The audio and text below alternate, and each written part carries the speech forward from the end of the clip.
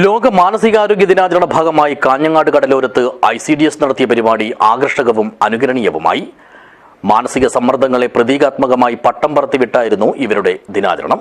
500ഓളം പേർ പരിപാടിയിൽ പങ്കെടുത്തു.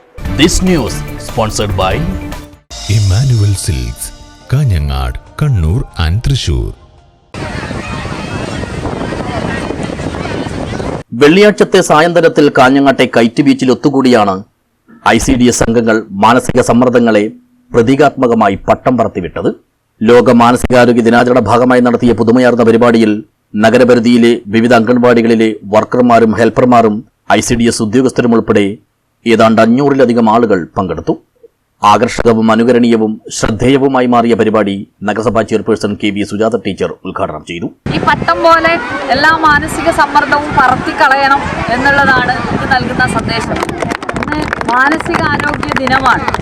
ഓരോ വർഷവും വിദ്യാസമ്പന്നരായ ആളുകളിൽ ഉൾപ്പെടെ മാനസികാരോഗ്യമില്ലായ്മ വളർന്നു വരുന്നു എന്നുള്ളതാണ് നമ്മളെ സംബന്ധിച്ചിടത്തോളമുള്ള ഒരു ഭീതി.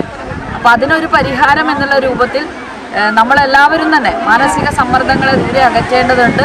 ഇങ്ങനെയുള്ള കൂടിച്ചേരലുകളും സന്തോഷവുമാണ് അതിനുള്ള ഏറ്റവും വലിയ പ്രതിവിധി.